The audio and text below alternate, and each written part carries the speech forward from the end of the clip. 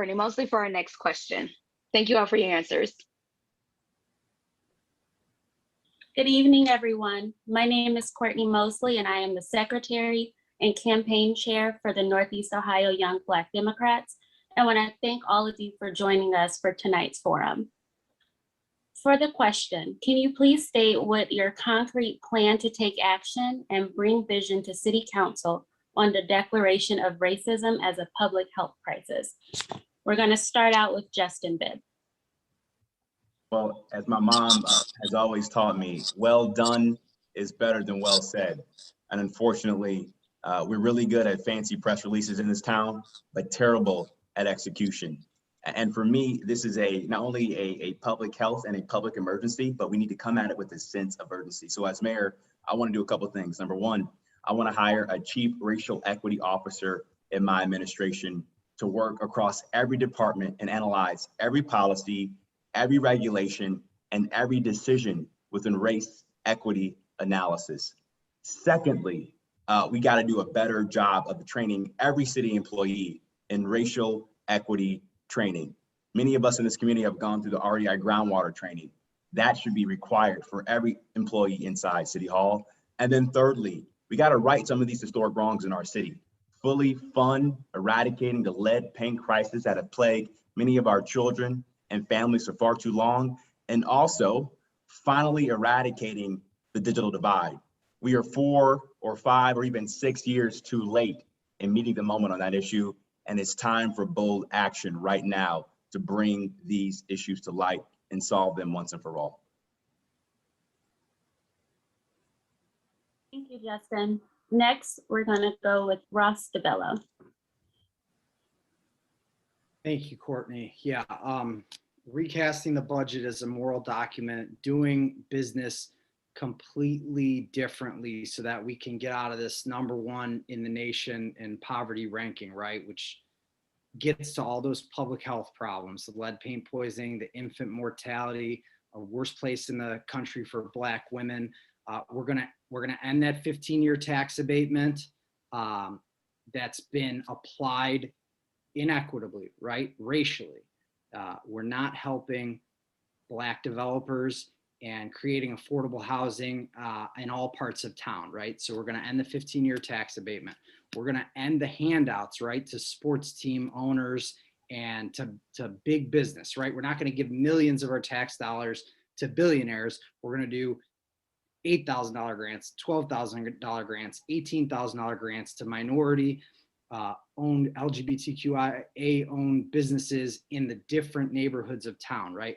We're gonna do public and participatory budgeting, public comment at city council meetings, and even that will be given through an equity lens. Everybody gets freedom of speech, right? And gets to talk about what they want, not what city council people who've been in for 40 years put on the agenda.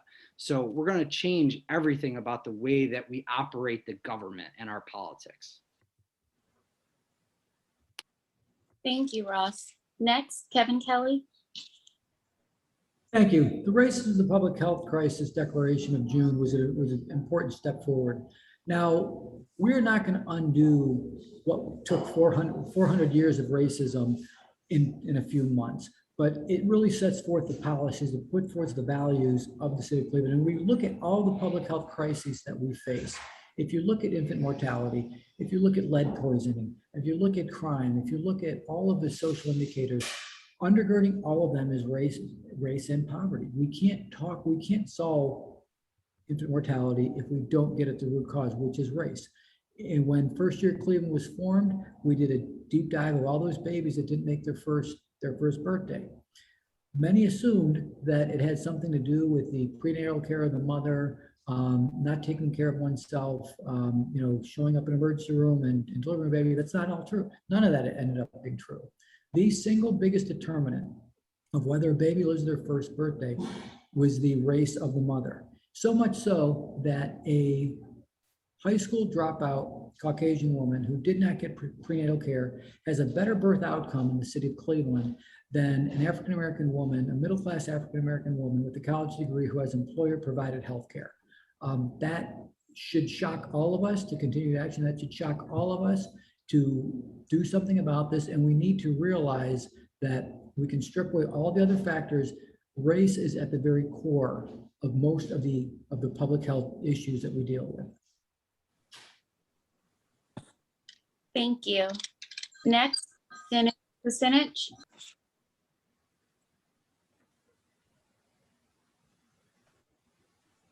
Congressman. You're on mute. You're muted. There you Thank you. Thank you. I'm sure that the young Black Democrats would be happy to learn that 20 years ago, I brought forward to the public discussion the imperative of reparations for slavery. We have to repair the breach. And in Congress in 2007, in a presidential debate, I echoed what I'd been talking about for years. Racism remains a public health crisis. What are its manifestations that we need to address? Violence. We know the Black community, many of the neighbors are being gripped in violence.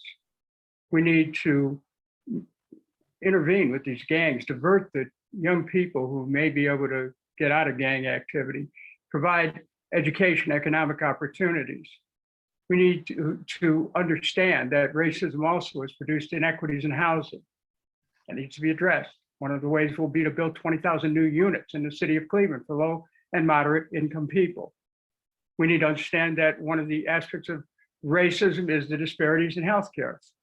Now, we know that our major hospital systems can do so much more. As a matter of fact, a recent report has indicated that they're lacking in care and offering care to people in the inner city. As mayor, I'm going to lead the way to make sure that issues like infant mortality, principally, are addressed directly in cooperation with our major health institutions. We have to be aware that racism is often reflected in terms of ongoing disparities in educational opportunities beyond high school.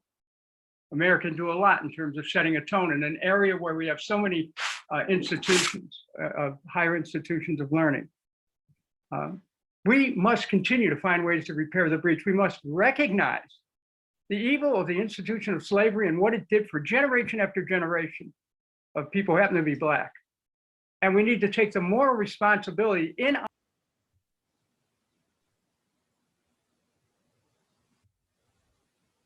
You're on mute. Sorry to mute you. Your time ran out. Next, thank you for that answer. Next, we will have Zach Reed. Thank you, Courtney. It's always great seeing you, Courtney. Racism is a public health crisis.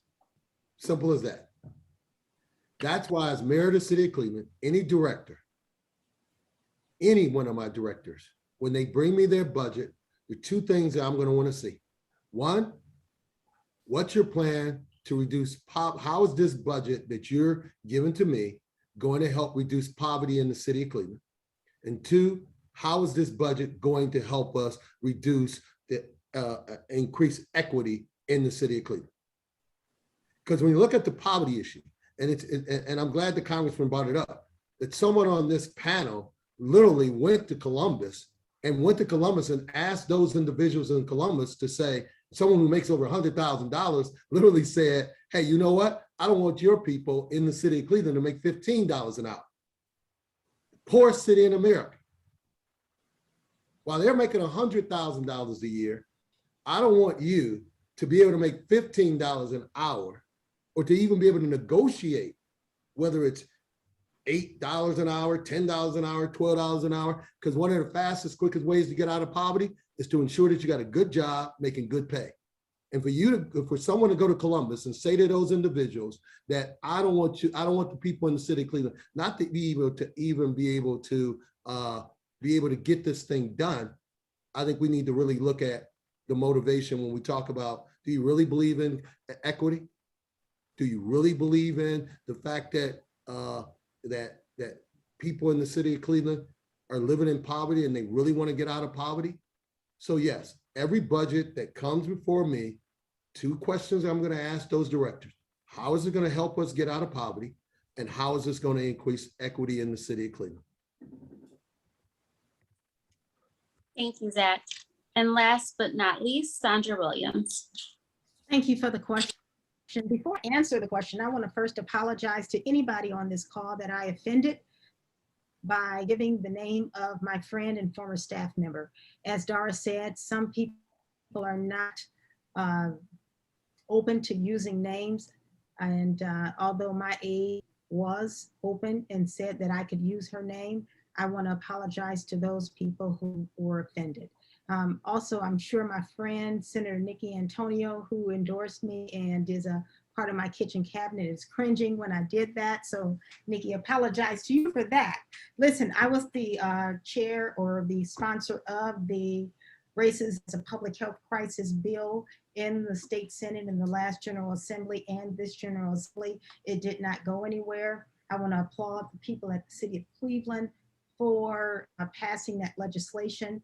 My approach to addressing racism in our schools and healthcare system and our criminal justice system and our housing system overall is to comb through all of the policies and procedures that we have in place that are contributing to the racism that we have in our community and our state, and to right the wrongs through additional policies and procedures that each and every person walking or working in the City of Cleveland will have to follow. Diversity and inclusion training is very important. And one of the things we found out as the Ohio Legislative Black Caucus is that there are 1-hour trainings for diversity and inclusion and racism that people are taking, and they're saying that that's enough. I took a class that was a 3-day class, and they didn't scratch the surface about the racism that has taken place in our country since the 1600s and even before that. So it's not a 1-hour, 2-hour class. We need to make sure people know and understand what has happened to minorities, not just Black people.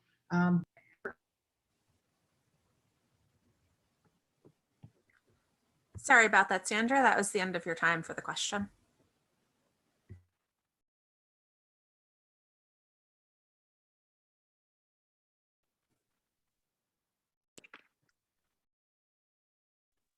Okay, I think that's my cue. Yes, good evening. Zach, for the last question of the evening. Cool. Good evening, everyone. This is the last question of the evening before Dara wraps us up. Cleveland's non-discrimination ordinance protects people in housing, employment, and public accommodation on the basis of sexual orientation, gender identity or expression, in combination with race, color, religion, sex, and other protected classes. Do you think the citywide non-discrimination ordinance has been a success? And what will you do as mayor to make Cleveland less discriminatory? Mr. DeBello, you're first. From my time at the court, you know, our bubbles are our bubbles. And from my time at the court, I would say it has not been a success, because there are 34, you know, civil dockets. And on my docket, we had multiple discrimination cases against the city of Cleveland. Then in the news relatively recently, right, we saw the public health department discriminating on the basis of culture, national origin. So based on my experience or my awareness, I don't think it's been successful. You know, I think that, again, you have to make the court case a different court case, right? I think it needs to be wrongful. I think you need to fire somebody who steps out of line, right? With their verbiage, with their language, with, you know, if it's somebody promoting somebody improperly and not promoting somebody that deserved a promotion. I think you need to set that precedent and let the terminated employee file their own wrongful termination lawsuit. So I've seen too many discrimination cases against the city of Cleveland to think that it's been successful. I hope that answered your question. Awesome, thank you, sir. Mr. Kelly, you're next.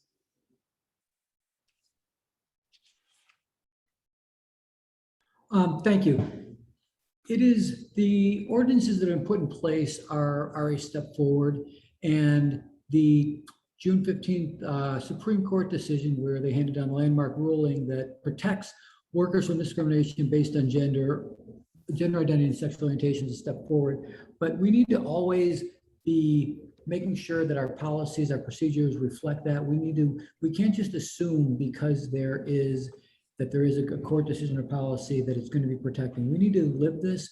And that's the issue with the municipal equality index is you can't just rest on your 100% rating. You need to be tending to that all the time. You need to make sure that it's not a static situation. It's got to be a part of your everyday operation in City Hall. And we need to continue to monitor, what our progress is along the way. So there is still more that can be done. We need to make sure that we're protecting all employees from discrimination. And we are not where we need to be, but I believe that the framework is in place to get there.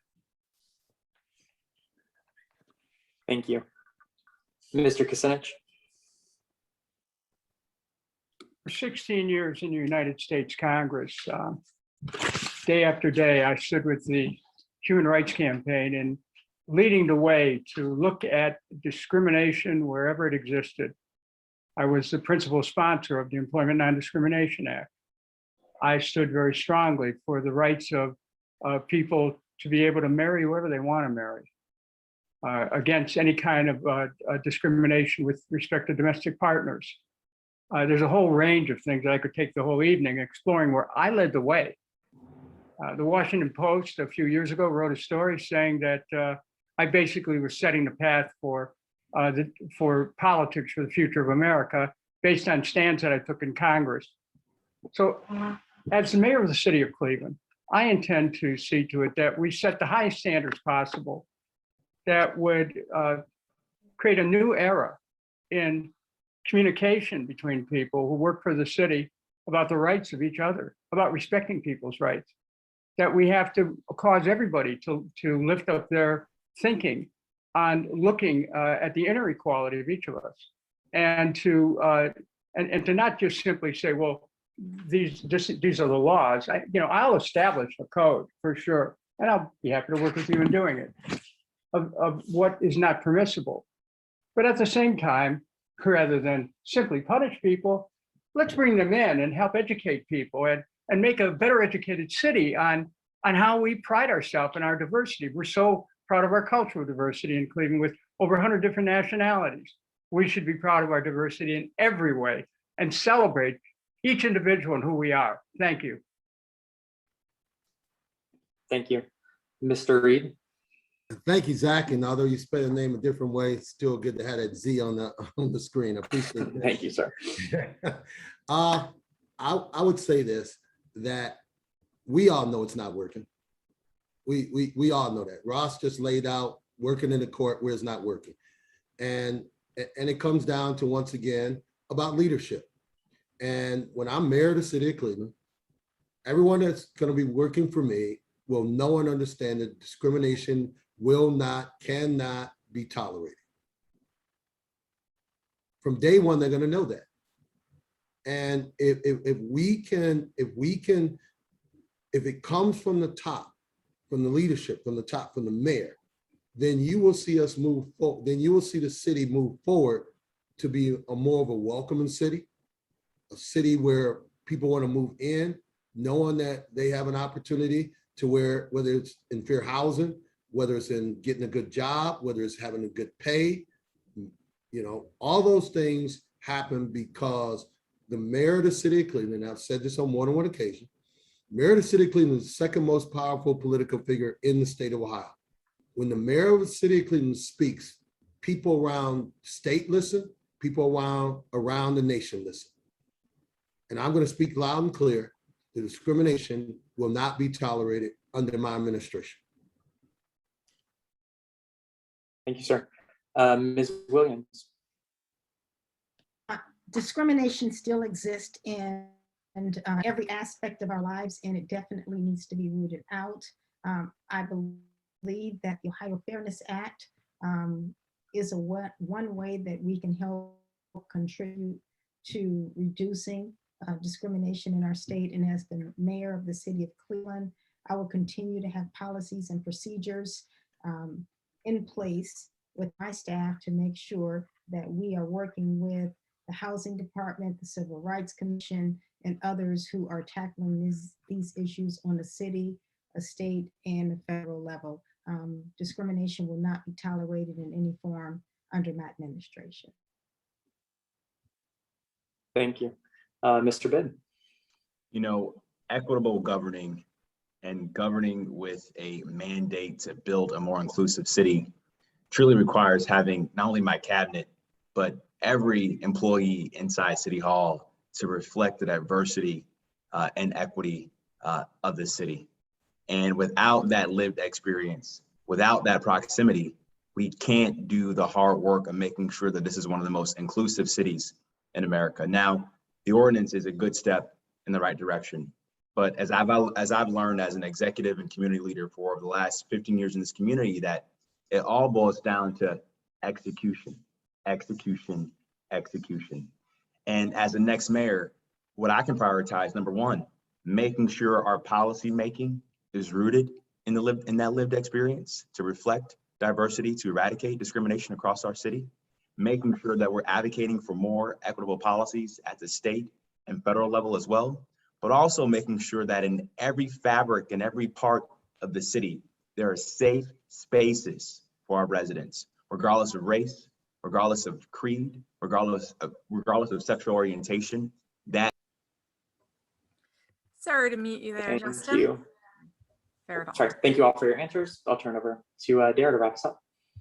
Yeah, so thank you so much for all of our candidates, for everyone who's attended this evening. Northeast Ohio Young Black Democrats, Cleveland Stonewall Democrats, Cuyahoga Democratic Women's Caucus. We greatly appreciate your time and your thoughtful answers. Looking forward to more discussions in the future, of course. This has been recorded. We will be sharing the recording sometime in the next couple of days, both from all of our social media accounts. We encourage all of the attendees, if you'd like to join our organizations and help with future candidate education and advocacy. We're always looking for new people and new community involvement. And yeah, thank you so much. This has been really great. Y'all have a good night. Thank you. Good night. Good night. Good night, everyone. Good night. Have a good night. Are you gonna hang on for a moment? Yeah. Okay. I'm here for a sec. I'm just making sure I've got everything copied. Gosh, there were some doozies. Yeah, are there still people in the room? Yeah, there's still attendees here. I'm gonna boot them. Have a good Yeah. night, all. I was getting ready to start, but I don't think I'm a co-host. Yeah. Thank you. Have a good night.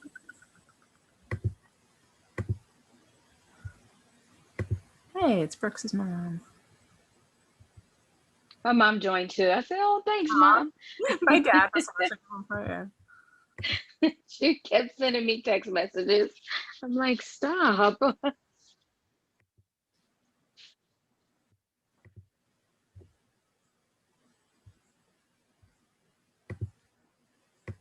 won't they let me remove these? Yes, remove. There we go. It's just being slow.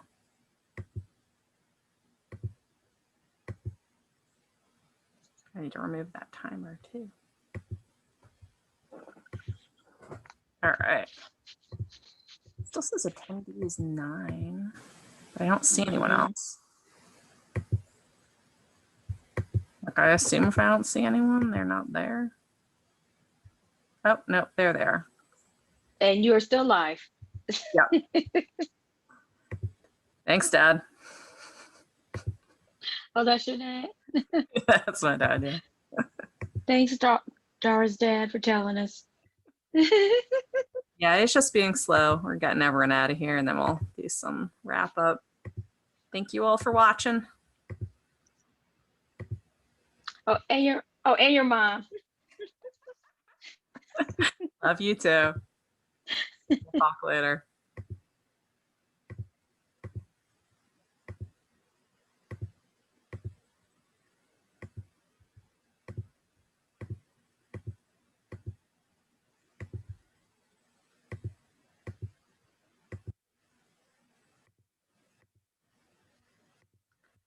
Okay, move that timer.